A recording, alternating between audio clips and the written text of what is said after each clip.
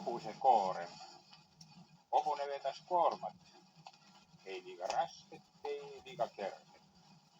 Iga pidi parajat hobuse koormat. Tee edenes, lind lähenes, koorem hiljaks ei jää. Linna poole tatsas karu mesipuu seljas. Karu nägi hobust, pidas selle kinni ja ütles.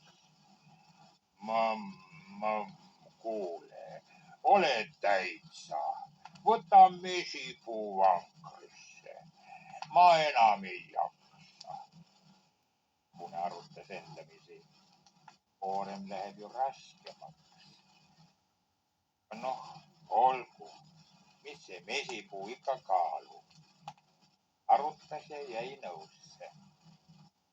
Läksid koos edasi. Karul meel rõõmus. Mis siin jaksamises? Karul jõudu küll, aga kukal kiheles. Nüüd saab mõnusasti sügada. Käpad vabad ja mesipuu ei sega. Linna poole kõmpis hunt, lammaskuki. Hunt nägi hobust, pidas selle kinni ja ütles. Kuule, võta lammas vankrisse. Ma enam ei jaksa. Hobune kõhkles. Koorem isegi juba parasjagu raske. Hunt meelitas. Mis sa räägid? Sinule nüüd miski raske. Seda ma ei usugi. Meelitamine aitas. Hobune jäi nõusse. Läksid koos edasi. Hundil jalatõlpu täis, mis siin jaksamisest. Hundil jõudu küll, aga kõht sügeles. Nüüd saab pratsida. Kohe 2 käpaga. Hobusel andis koormat juba tõmmata.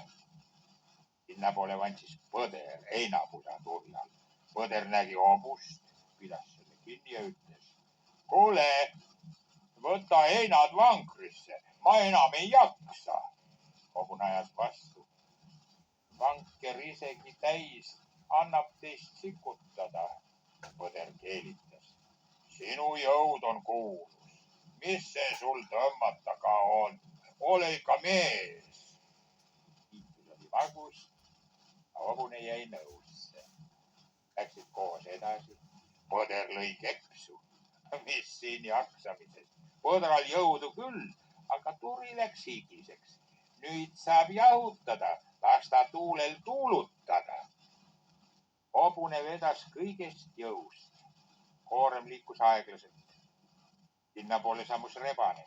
Kanad jalgupidi kaellas. Rebane nägi hobust, pidas selle kinni ja ütles.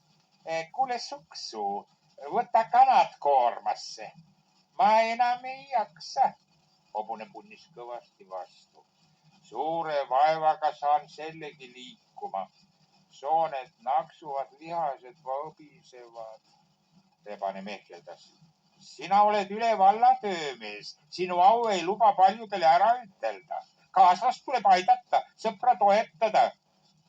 Hobune ohkas. Aga mis sa ohkad, kui jutt on aust ja aitamisest? Hobune jäi nõusse. Läksid koos edasi. Rebase nägu nalja täis, mis seal jaksamisest. Rebasel jõudu küll, aga käed olid kinni. Nüüd on palju mõnusam. Hobune tõmbas, mis jõudis. Pea oli põlvini, kabjad libisesid, süda peksis, musklid võbisesid. Hobune kordas ainult endale. Veel natuke.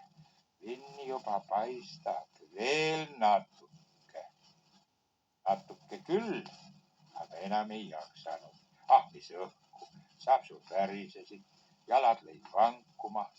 Jõud oli otsas, mis otsas. Hobune vajus põlvili. Karu võttis koormast mesipuu, hunt lamba, põder heinapusa, rebane kana ja läinud nad olidki. Mis sest enam minna, linnavärav siinsamas, kiviga visata. Hobune puhkas päris tükike aega. Siis ajas end püsti. Oi, küll pea käib ringi, küll jalad võbisevad. Jah, aga sest ei saa hoolida. Koorem tahab viia, peremees juba ootab. Hobu tõmbas ja sikutas ja tõmbas. Viimaks jõudis koormaga kohale.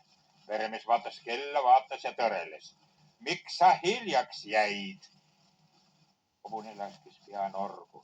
peremees ütles, olgu see viimane kord. Vaata karu, vaata hunti, vaata põtra, vaata rebast. kõik on õigel ajal kohal, igal mehel kandam kaasas. aga sina? hobune tõstis pea. Eks olegi nõnda. Sinna istusid müts kuklas, jalg põlve otsas, vaevapalk nina ees. Vaatasid hilinejale otsa ja vangutasid päid.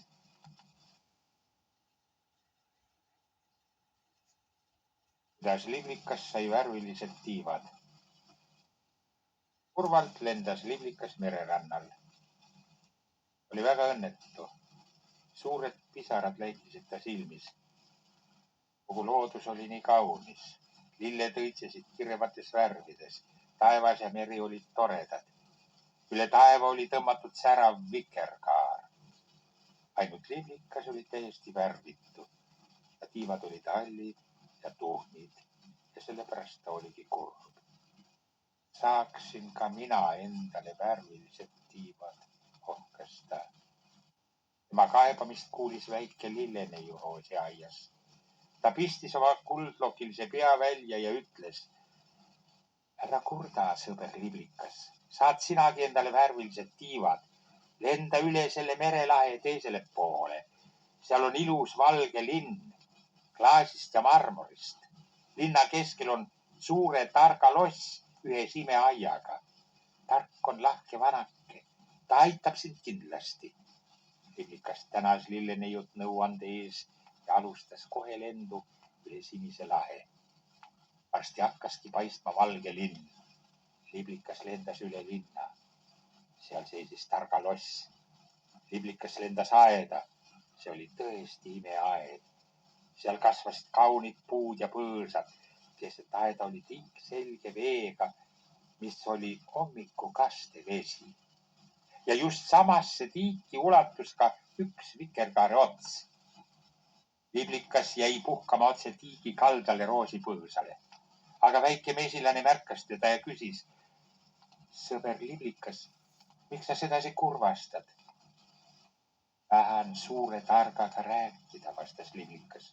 Oota, ma kutsun ta kohe siia, ütles mesilane ja kadus sumisedes lossi poole. Varsti tuligi tark aeda. Tal olid hõbedased juuksed ja hõbedane habe. Tal oli seljas lai värviliste õitega tikitud roheline mantel. Käes oli tal kerge kadakane kepp. Targal oli lahke nägu. Liblikas kurtis julgelt oma muret ja küsis, kas ma ei saaks nii kauneid tiibu nagu see vikerkaar. Tark võttis taskust päikesekiirtest käärid, astus vikerkaare juurde ja lõikas selle otsast 2 imeilusat säravat tükki. Need andis ta liblikale tiivadeks. Liblikas tõusis roosilt lendu, heljus kergelt õhus. Uued tiivad särasid aga nii kaunilt päikese säras, et pisarad kadusid liblika silmist. Ta oli nii õnnelik.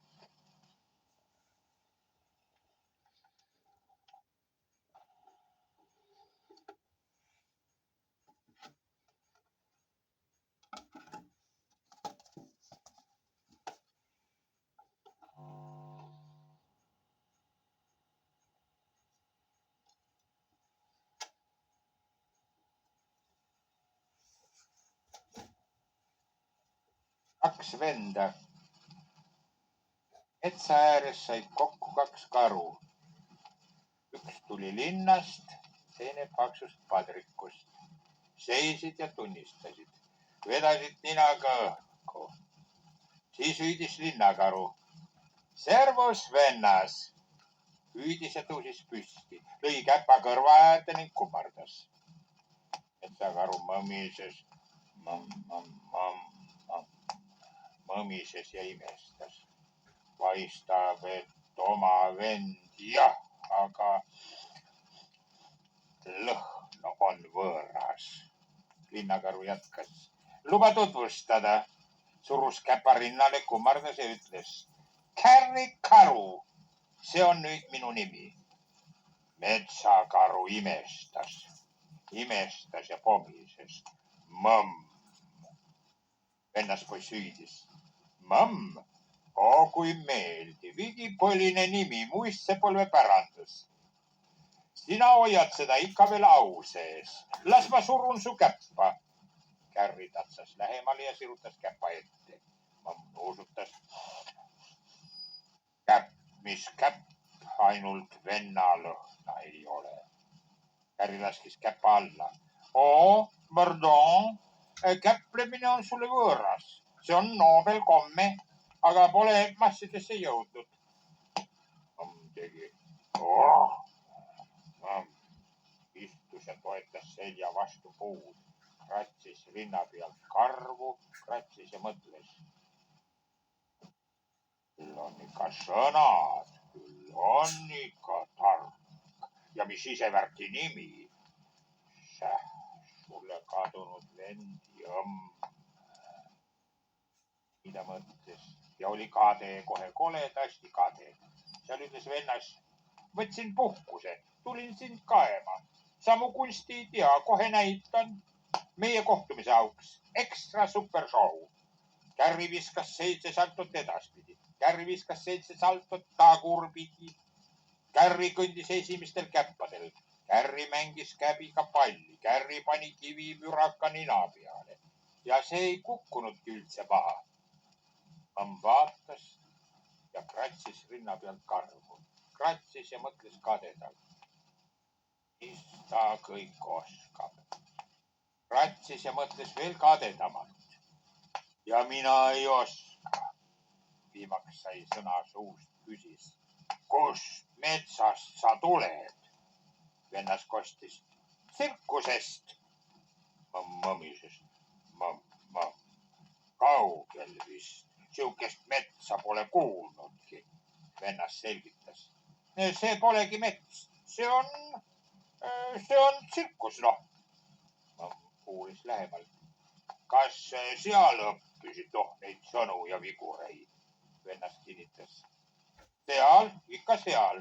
Mamm uuris edasi. Mamm, kuidas söögiga? Nälga ei jää. Vennas vastas. Täitsa prima lobi. Tuuakse nina ette kah veel. 3 korda päevas. Triki peale antakse magusat. Mamm imestas. Kes annab? Vennas kostis. Inimene? Mamm muratas. Või inimene? Vennas kinnitas. Inimene jah. Mamm jäi vait. Istus ja kratsis rinna pealt karvu nii ägedalt, et tutid lendasid. Mamm oli kade. Kole kohutavalt kade. Aga uratas siiski kahtlevalt. Et inimene söödab. Et inimene õpetab. Vennas noogutas. Nii see on. Ausõna ilma aukudeta. Mamm ajas end sirgu ja möirgas. Mamm, ma tulen ka sinna sinu metsa. Vennas hüüdis. Tule jah, tule. Teeme üks toppelt ekstra super show. Maanteel kostis mootorimürina. Tardus valdsaks. Lähenes suur auto. Selle kastis kõikus puu, kõrge ja lai terasvarvadest puu. Aga ukse ees rikkus lukk. Auto peatus, 2 meest hüppasid välja. Mamm murises kurjalt ja ähvardavalt. Üks mees pahandas. Vaat seal see jooksik on. Ma ütlesin, et hoiame ketis. Teine mees tõmbas puuri ukse lahti. Lukk kõlksus, terasvarvad kolisesid. Esimene mees tuli lähemale. Ta hoidis kätt ees. Tal oli midagi peos. Kärri tõmbas ninaga õhku. Ta silmad võid särama. Mamm vedas lõhna. See oli imehea. See oli meelõhn. Värske kärje meelõhn. Mamm elatas, aga ei liikunud. Ainult urises kurjalt ja ähvardavaid. Kärri juba jooksis. Tõttas lõhna peale mehe juurde. Jooksis alandlikult niutsedes. Mees pööras ringi. Sörkis tagasi. Kärri vantsis sõnakuulelikult tema kannul. Meelõhn ninas. Ise alandlik nagu metsavahi kutsikas. Nad jõudsid auto juure. Mees viskas kärjetüki puuri. keras varbadest puuri. Kärri hüppas tükile nobedasti järele. Puuri uks langes kinni. Lukk kõlksus. Mees naeris. Auto sõitis minema. Kärri karu istus puuris ja limpsis mett. Seisis kuusikus, ja löödud. Kadedus oli kadunud. Selle asemel valutas põletav häbi. Mohkas. Mu vend jõmm. Lõhnas. Kuidas lõhnas. Kuidas lõhnas ja kutsus see ääretu mets. Mööratas ja pistis jooksma. Tuul tuhises, kuused kohisesid, linnud laulsid, sammal sahises. Mõmm jooksis nagu meeletu, vabadusest meeletu.